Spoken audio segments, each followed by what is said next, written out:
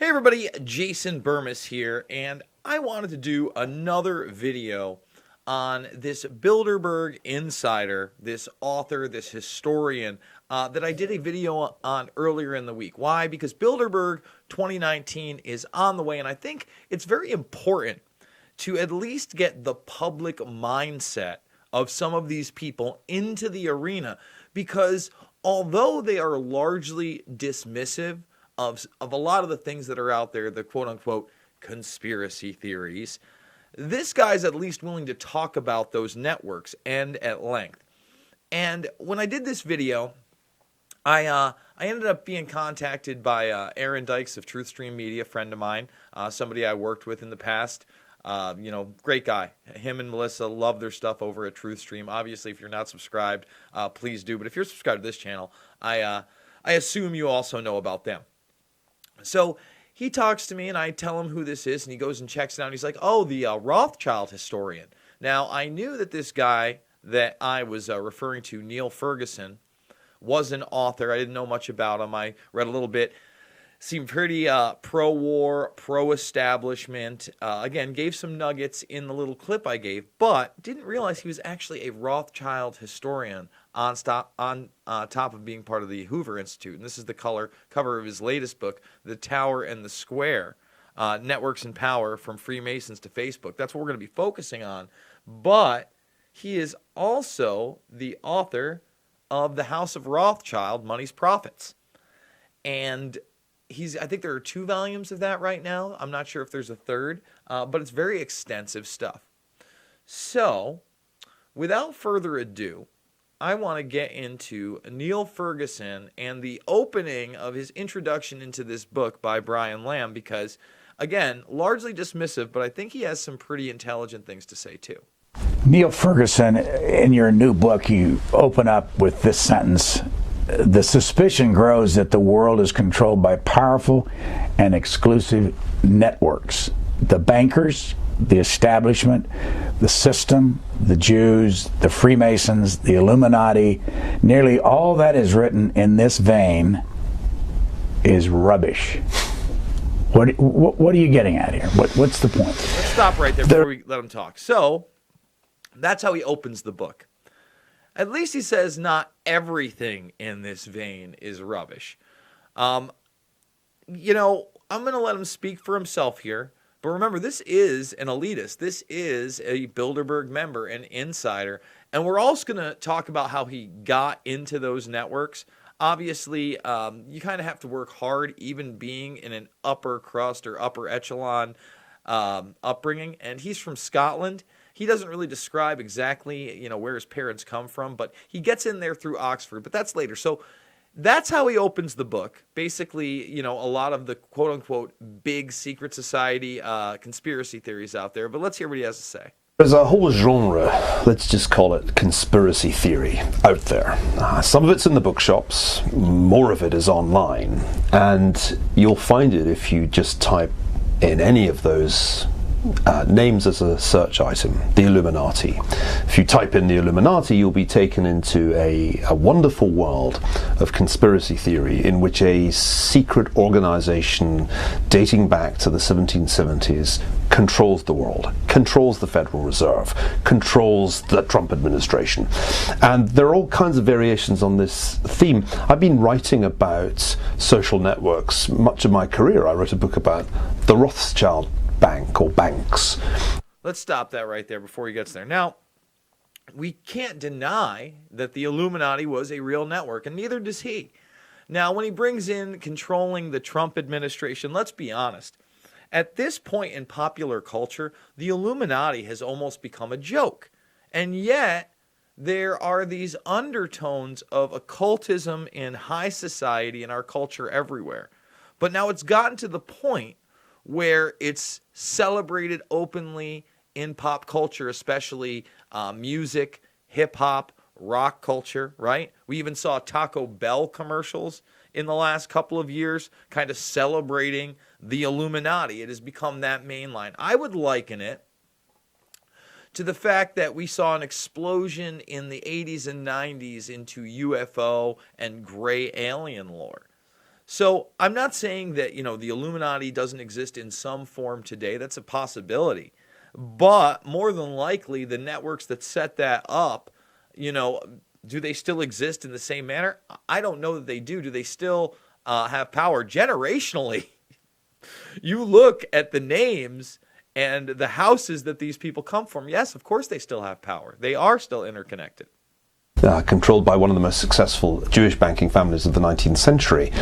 There are conspiracy theories about the Rothschilds that match up with the Illuminati conspiracy theories. Or suppose you want the Freemasons, the American Revolution. I have a conspiracy theory for that too.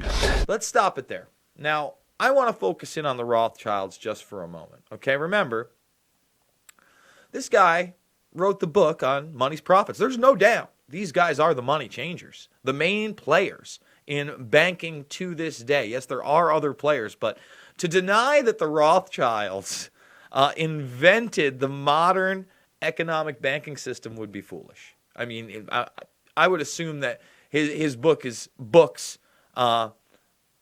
openly talk about this, but in a as if bankers are benevolent, as if they love us. And now when we talk about the quote-unquote Illuminati of the 1700s, well, a lot of that comes from the disturbing occultic aspects. And like he said, the Freemasons, he talked about them in the Civil War. Well, the Freemasons and their rituals and the Scottish Rite of Freemasonry, well, these are pictures from a 1972 Rothschild party. Now, for those that don't know who this man is in the middle, that is Salvador Dali, the famous painter. Of course, you've seen his Melting Clocks and probably much of his other work. Now, the elites love working with these artists, these pop artists. Marina Abramovic seems to be, the new delight now. Lady Gaga also seems to bask in this imagery. But if those three aren't odd enough, this is the mansion. What does that look a lot like? I don't know.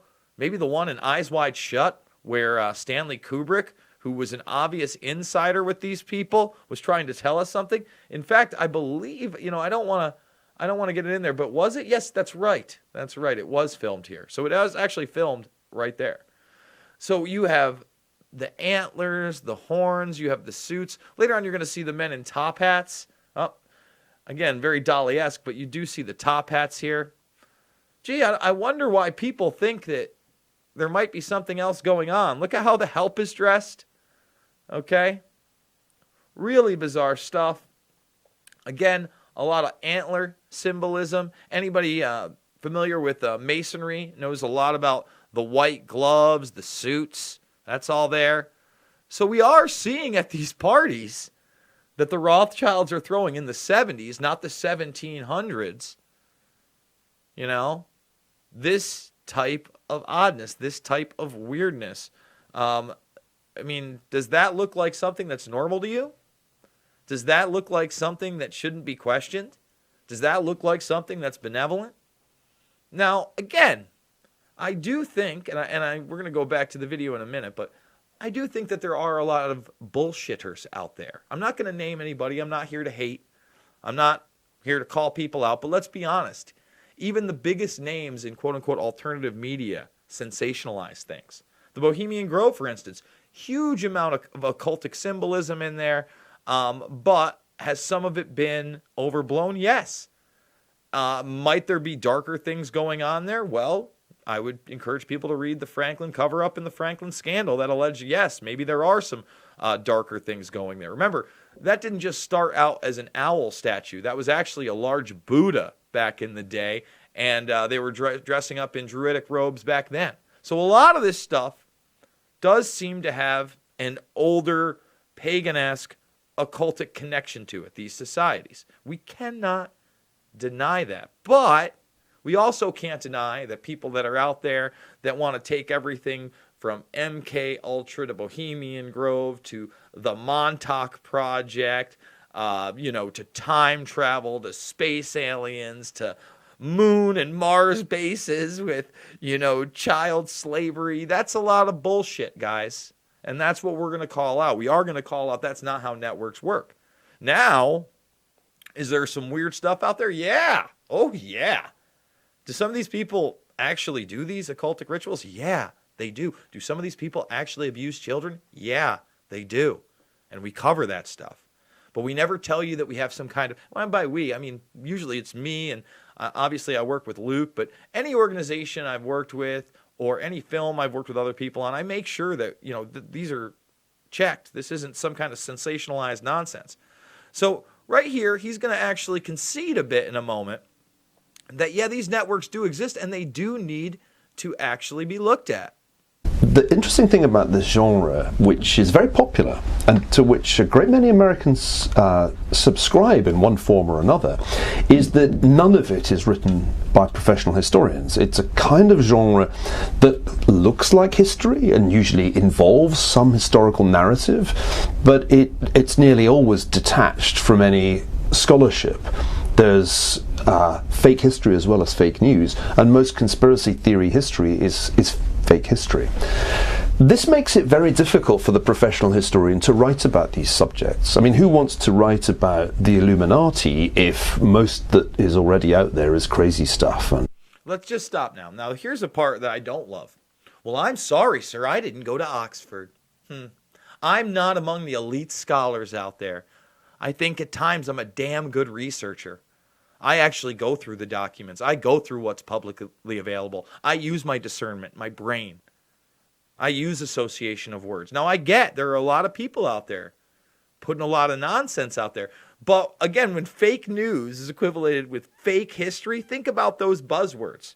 Well, I would contest that a lot of establishment history is written by the winners and historians that favor those people, such as yourself, sir. So that is also fake news, fake history, if you will. Real fake history. On the other end of that spectrum, I would like more scholarly people to jump into these arenas. And that's what he's about to talk about. That, most people can't even get involved in this stuff because it's just such crack pottery. But I don't believe that to be the case. And I don't think that there should be elitism when it comes to historians. I mean, obviously, if you're reading ancient tablets, or you're interpreting hieroglyphics or cave writings of civilizations, etc., etc. Yeah, I want you to have some background. Absolutely. If I'm reading documents from the 50s and 60s about mind control subjects, I'm sorry. Unless you have some insider knowledge, you have no basis on thinking that you're superior to me in that research. Just saying. But let's continue. Who wants to really talk about the Freemasons and the American Revolution? If you write about that, won't you just find yourself on the same shelf in the bookshop as the crazy books? So I've noticed over my career that these actually quite interesting and important subjects have been abandoned by professional historians and left to the cranks and the conspiracy theorists. And that's a pity, because there are stories to be told about all of them, about the Illuminati, about the Rothschilds, you name it, there is some history there, but it's just very different history from the conspiracy theories. And part of the point of the Square and the Tower is to say we should be able to talk about these subjects without being classified with the cranks and the conspiracy theorists. So let me just stop it there. So again, I believe that I would like more historians to tackle these subjects, but I'd like them to be more honest. When a guy like Neil Ferguson is saying the great threat, he's trying to push, say, a culture war today between Islam and the West, and he's pushing for more military action in places like Iran. Can you trust this man? I certainly can't.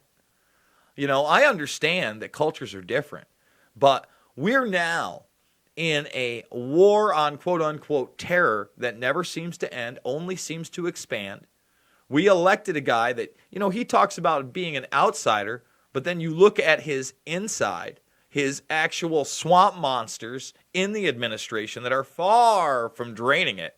Mike Pompeo, Gina Haspel, John Bolton, other insiders in his administration, technology advisor Peter Thiel, Bilderberg steering committee member. He's there every year. These are the networks. These are networks that are real, that I'm talking about now, Neil Ferguson. And I'm sorry if I'm a little skeptical on the type of history lesson you're trying to give us. Now, I want to show you how he gets involved in these people, how he initially meets this network so he becomes a historian, so he becomes an author of The House of Rothschild, The Money Masters. Is that, I want to make sure I get that right. Money Profits, I'm sorry. The Money Profits. How does he get there? You know, it must be really hard work while he's at university, right? That's not how you think these guys work harder than anybody else? You know, some of them do. The ones that are self-made, the ones that self-build, the entrepreneurs of the world, sure. But a lot of this is nepotistic garbage. This is the networks. This is networking. And that's why I think this guy is pretty important, because he's rather open about that. So let's see how he networked in with these people. I became one of these young Thatcherites. We were a feisty minority who enjoyed making the case for the Thatcher government.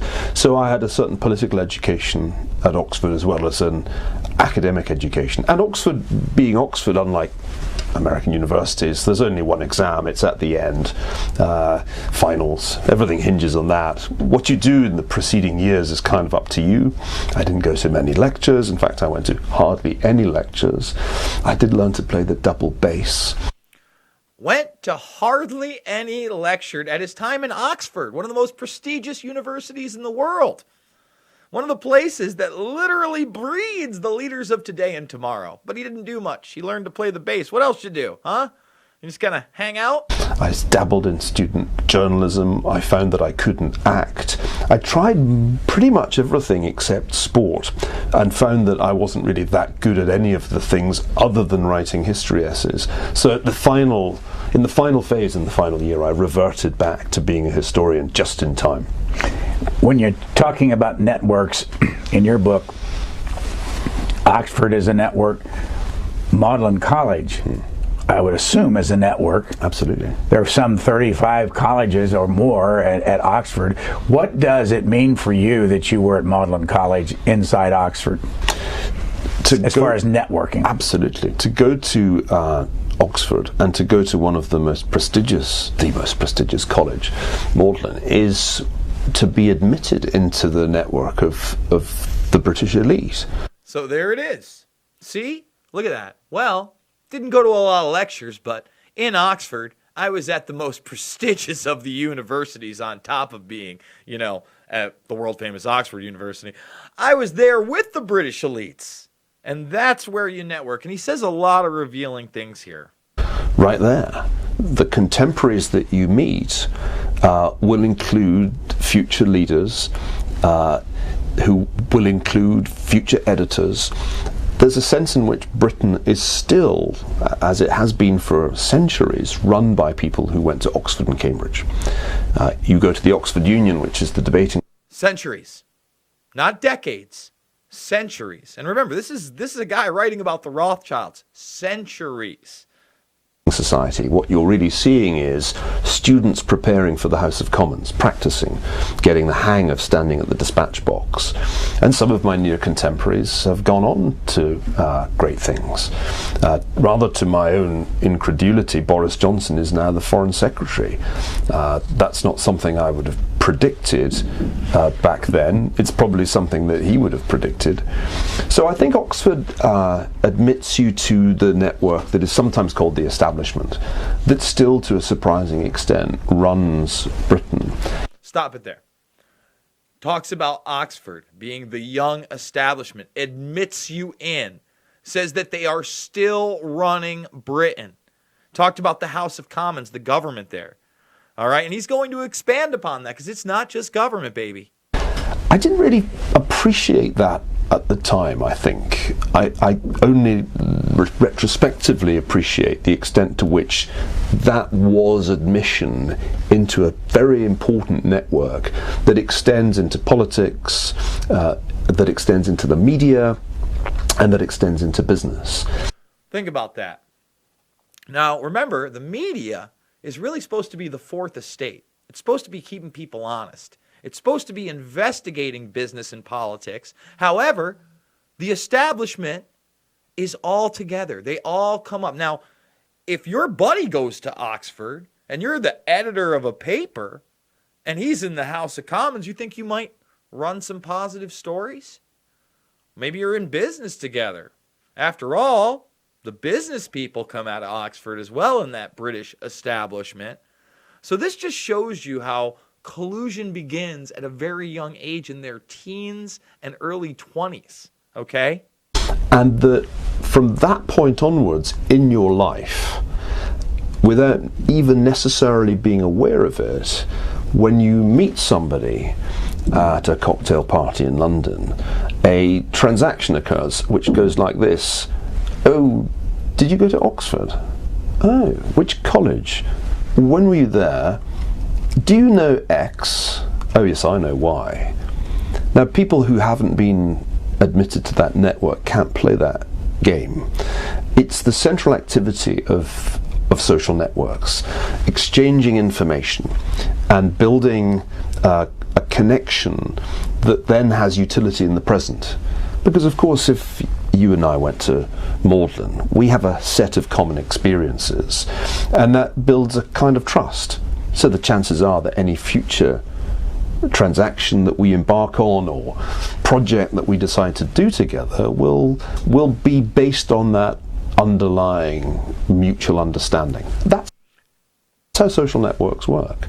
And I believe him there. That is how social networks work. And that's why secret societies were those original networks of power, because they did involve trust. They did involve compartmentalization, you building up the ladder. Obviously, the occultic part is what disturbs me most about these power structures. But if you look at Bilderberg, it's devoid there. And, Ferguson is a member there. It's, arguable maybe he hasn't seen that aspect of these societies, and he's only seen these networks in the other vein. Will he be there this year? Remember, still no list, still no location. I do want to remind people, however, that we are doing a GoFundMe. Do I have that up here? Of course I don't. Why would I? Let's find the GoFundMe, Bilderberg 219. Guys, if it's in, I'm going to go get my, I know I don't have a passport. Everybody's like on me. I've never been out of the country other than to Canada over in Toronto. And now I need at least an enhanced license to go there or Mexico. So I'm hoping it's going to be in the States or Canada. If not, I'm going to try to get a passport in time, depending on where it is. But, we're only asking for $3,000 to fund myself and Luke getting out to Bilderberg on the ground, at least one of us, if not both of us, to cover this live and give you as much information as possible. Guys, if you enjoyed this video, you're new to this stuff, please, please, please subscribe. And you know what? I'm going to leave you with a little treat with everybody else here. We talk about these secret networks. I want to tell you about a guy named Edward Bernays who wrote the book Propaganda, coined the term propaganda, and what he had to say of who runs the world. Edward Bernays, the nephew of world-famous psychoanalyst Sigmund Freud, would study group dynamics and become the father of public relations. He authored the book Propaganda in 1928. In it, he described how to intelligently and consciously manipulate the habits and opinions of the masses within a democratic society. He went on to state that those who harness this unseen mechanism of society constitute an invisible government and are the true ruling power. It is they who pull the wires which control the public mind, who harness old social forces and contrive new ways to bind and guide the world. The average American. There's Dice. I've done a lot of Dice's book covers, but guys, there it is right there. He was writing about these networks back then, the people behind the scenes, and, I don't love the people behind the scenes. So again, guys, it's rough out there on these YouTube streets. Please subscribe, ring those bells, share this stuff on social media. We're going to continue to cover Bilderberg, insiders, people of power, MK Ultra, 9/11, the Dark Overlord, and so much more on this channel. Thank you guys so much, and we will be back soon.